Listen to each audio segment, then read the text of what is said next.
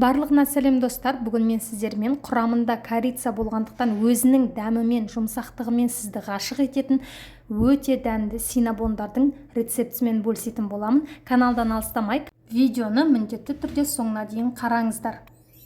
Ең бірінші қамырын жасауға кірісеміз.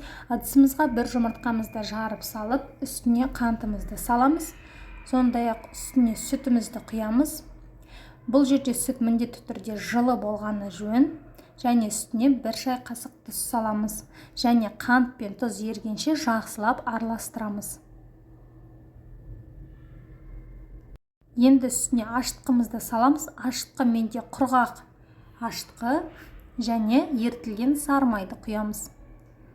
Тағы да бір араластырамыз. Келесі кезекте үстінен електен өткізілген ұнды саламыз. Бұл жерде менде ұн алдын ала електен өткізіліп өлшеп дайындап қойған ұн.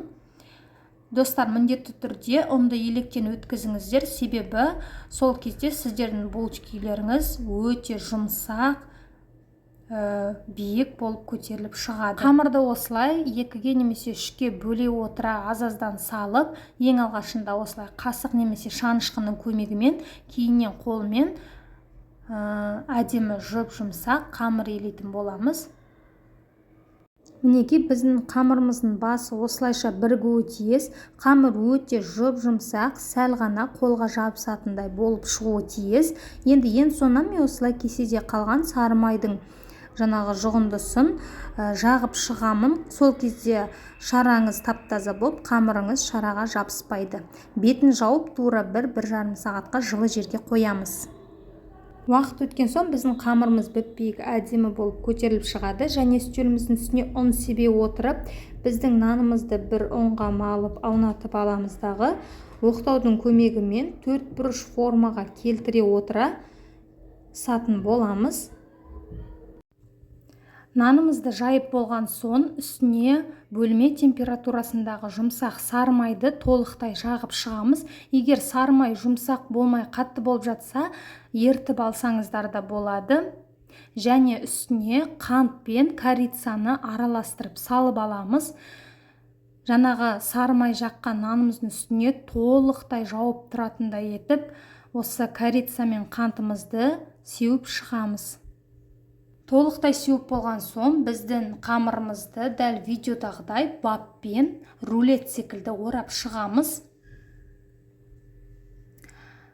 Ендігі кезекте осындай жіңішке машинка жіп алып, біздің рулетімізді абайлап осылай кесіп аламыз.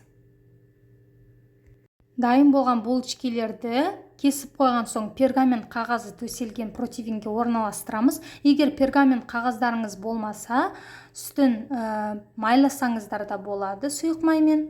Және де булочкилердің арасын тым жақын, тым алыс етіп қоймай, шамамен 1 сантиметрден қыламыз. Піскен кезде өздері бір-біріне бірігіп, әдемі болып пісетін болады. Осылай кесіп болған соң бетін салафанмен немесе пищевой пленкамен жауып және матамен орап 10 минутқа шамамен қоямыз. Оған дейін пешімізді 180 градусқа қыздырып, 180 градус пеште шамамен 35 минут аралығында пісіріп аламыз. Осылай жұп-жұмсақ әдемі болып шығады.